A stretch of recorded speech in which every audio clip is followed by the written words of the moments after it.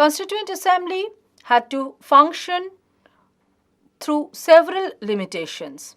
It had to suffer a lot of problems. In this section, we shall make an overview of the role of the Constituent Assembly and make a critical evaluation of the formation of the Constituent Assembly and its role in framing the Constitution of India. The Constituent Assembly started its work. The leaders or framers of the Constitution, they had several things in mind. First, they had to ensure the unity between different caste, creed, religion, especially religion and others. Second, the dispute, confrontation between Congress and Muslim League leaders, their failure to reconcile, and following that, the consequent partition of India, that had an impact on independent India too. All these things were to be kept in mind. Along with these communal tensions and other divisions and sectorial controversies, there was transfer of power. Along with this transfer of power, transfer of population, that is, following division of India into India and Pakistan, transfer of population, it was a very serious concern for the Indian leaders. However, with all these limitations, Constitution was finally drafted, and we know that draft Constitution was adopted on November 26, 1949. Indian Constitution started with 395 articles in 22 parts and 8 schedules. It consists of almost 80,000 words and took 2 years, 11 months, 18 days to be reconstituted. The Constitution, it has gone through several amendments. Why this Constitution had to have so much of amendments? To analyze this thing, we need to have a look in the functioning of the Constituent Assembly. First of all, the Constituent Assembly was formed under the auspices of the Cabinet Mission. This Cabinet Mission actually was the British creation of British rule. It was colonial in nature. So the question arose whether this Cabinet Mission could overcome the colonial legacies for the Indian Constitution makers. Now, this Cabinet Mission plan actually was eager to create a balance of power between Congress and the Muslim League. It laid stress more on creating balance in terms of distribution of power in between two warring parties. It hardly highlighted or focused on Indian indigenous problems, its society, its economy, its polity. It was hardly addressed by Cabinet Mission plan. So, Indian Constitution had to go through these guidelines of Cabinet Mission, and it hardly could get rid of British legacies or British system of governance. Further, it is often criticized as a patchwork. Although Professor D.D. Basu, legal expert in the constitutional aspects, he said that it is an excellent patchwork. How it is a patchwork? Now, India is a parliamentary government. It derived its parliamentary form of government from Westminster model. That is, it almost imitated the British one. What is the advantage of Britain in having a parliamentary government. It is well organized. It has well organized party system. It is nurturing parliamentary maturity from a long time, right from 1688, following Glorious Revolution, which was to be imposed on India in the year 1947, or better to say in the year 1950, when Constitution came into effect. Now, a system which was enough matured, enough grown up in United Kingdom was just superimposed on Indian system. Maybe there was no other option, because Indian leaders also were very much familiar with this British system. It was also so because most of the leaders who were responsible for framing the constitution for India were fortunate enough to have Western education as their background. So they were enriched with the thought process of Western liberalism, British liberalism, which guided them to incorporate rights and liberty, concept of liberty for the indigenous people. Now, India is a multinational country. It is geographically is wide enough, which actually doesn't match with British situation. So, what framers of Indian Constitution did? They adopted the model of federal form of government from USA. USA also is a multinational state. So, India accepted that part of governance from USA. As a vision, things are very clear. But what happened? Reconciliation between parliamentary form of government and federal form of government itself is contradictory. Why? Parliamentary form of government suggests that there is a fusion of power. How this fusion occurs? Now, once the party which gets majority in the parliament, that is the representative house of the parliament, forms the government, that party becomes the dominant factor in the executive too. So there is a fusion. The party in majority in the parliament forms the government that is leading the executive. So there is no scope for dividing or separating the power between the parliament and the executive. Whereas in USA, it is having a presidential form of government with complete separation of power. The separation of power, or I shouldn't say complete, nearly complete separation of power. The separation of power which was actually taken from Montesquieu's version. It was an European concept taken by the framers of the Constitution in USA. In USA, there is nearly complete separation of power between the legislature and the executive. So, reconciliation in between these two is itself a very difficult task, and it can create lot of anomalies. Further, the Constituent Assembly, which represented mostly the Congress leaders, even if women leaders were there, if we look at the biographies of these women leaders, they were all educated in Western culture.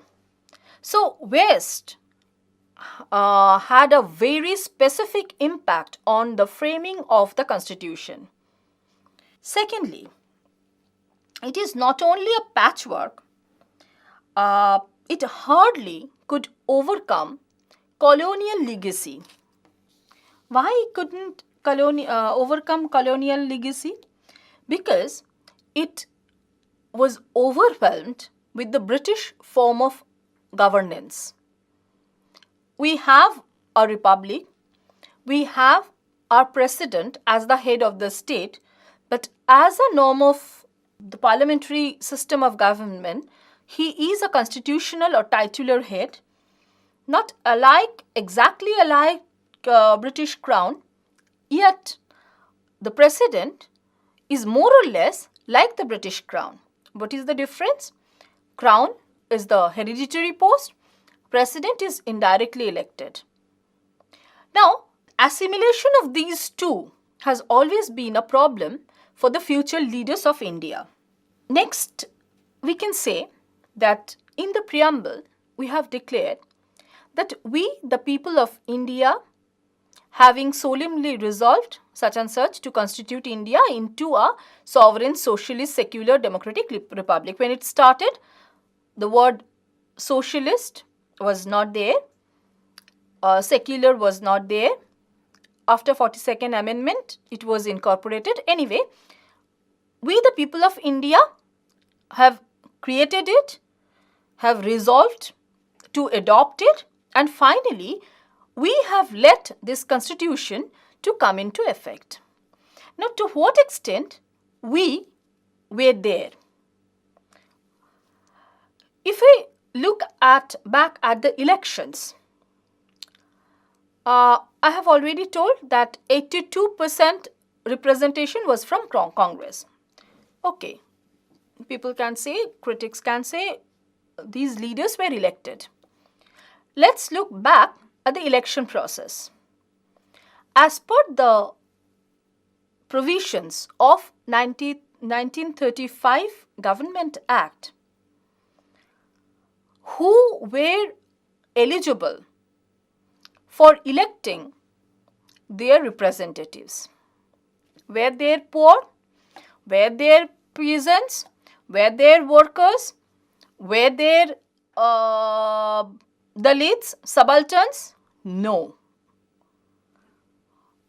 A statistics suggested that only 14% of the vote, if we take it as an authentic statistical document, only 14% of the people did cast their vote.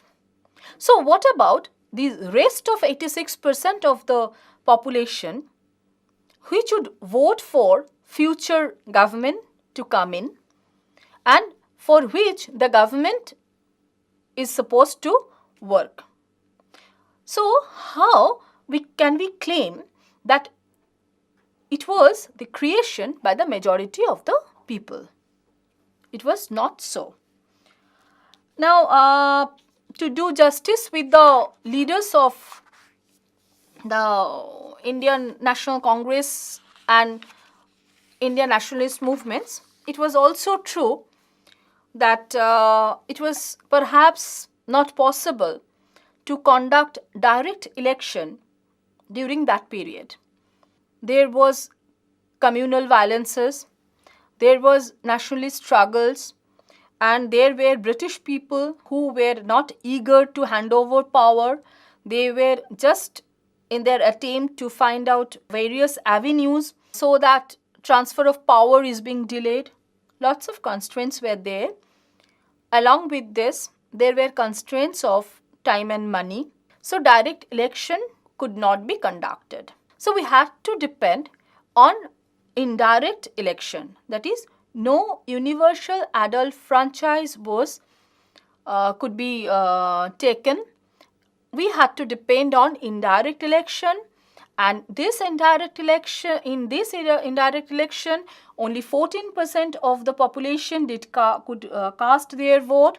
So it was exactly not people's constitution. It was not exactly the constitution written by the people, but however, perhaps it was the best possible option during that period.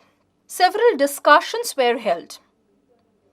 Several things were published in newspaper.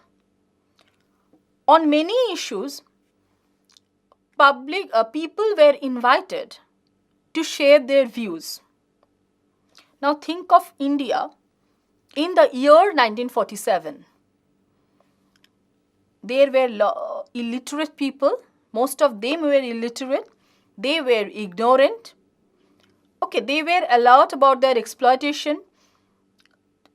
They were hopeful that a government in independent India would come and rescue them from these exploitations, oppressions, and miseries of their life. But were they able to give their views in these public debates, in these public discussions? Were they able to go through the newspapers, listen to other media transmissions? No. So, deliberations, discussions, all these things were initiated by the upper middle class, at base the middle class. So, majority of the Indian population were left aside. No constitutional discourse was there which took into consideration the actual demand of the people, which could throw light on the realities of life and miseries of the people. Further, there was another thing allied with this. Many of the members of this Constituent Assembly had legal background. I have already talked about Dr. B.R. Ambedkar, B.N. Rao, the constitutional advisor to the government of India, who prepared a series of background papers, and the other was Chief Draftsman S.N. Mukherjee. Actually, it is often criticized that S.N. Mukherjee has drafted the constitution in a legal language. For incorporation of so many of legal experts has made our constitution an exhibit of excellent legal documentation. We have lots of social, economic, and other sorts of problems. We have our own culture.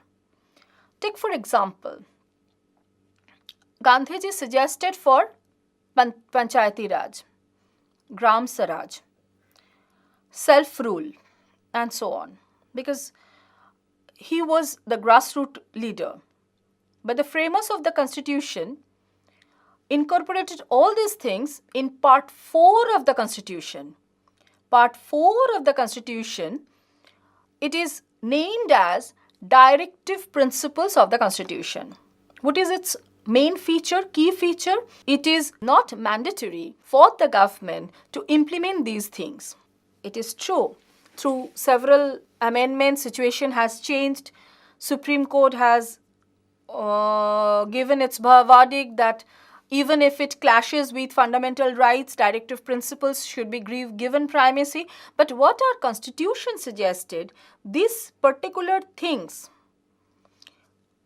must be written, enumerated in the part 4 of the constitution, which is a non-justiciable part of the constitution. That is, it is not mandatory for the government to implement these things. Now, we went for, in the first planning, we went for development of agriculture. In the second planning, our government laid stress more on heavy industries. Later on, we realized that we should have gone for labor-intensive development mode, not exactly the capital-intensive ones.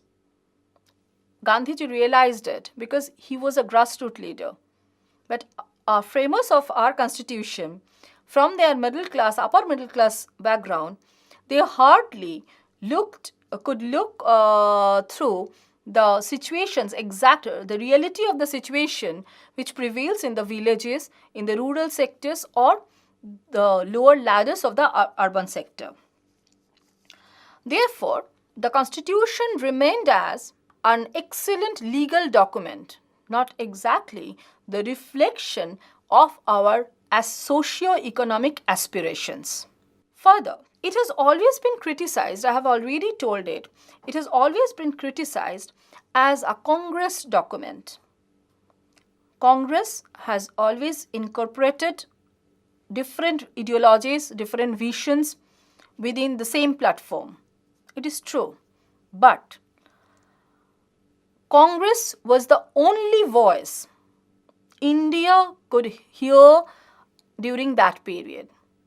So, the visions, values, ideologies, principles of Congress, they were highlighted in the constitutional documentation. Later on, perhaps, with the course of time, it didn't match with the real situation of India, and therefore the constitution had to be amended several times. Thus, this Constituent Assembly gave us a constitution. We are proud to have our constitution. It was an excellent work, undoubtedly, but it hardly could consider or fail to consider many aspects which are still problem areas for Indian political situation. And last but not the least, for all these things, Constitution has been left with some constitutional anomalies. And these anomalies are to be removed as soon as possible so that we can go for a better India in future. And perhaps we have to revise the constitution following some of the schemes of Venkatacharya Commission. Several times, different commissions and committees were constructed, like Rajamannar Committee, Sarkoria Commission, and latest Venkatacharya Commission. They have suggested more decentralization of power, more reconstruction of power, more they have pointed out several anomalies. The present leaders of India need to go through all these recommendations and have to accompany or incorporate all these recommendations by convening a common platform where all the parties with different ideologies as well as the constitutional experts will take seat and will have a wide discussion, and these must be sent for referendum to different states of the nation.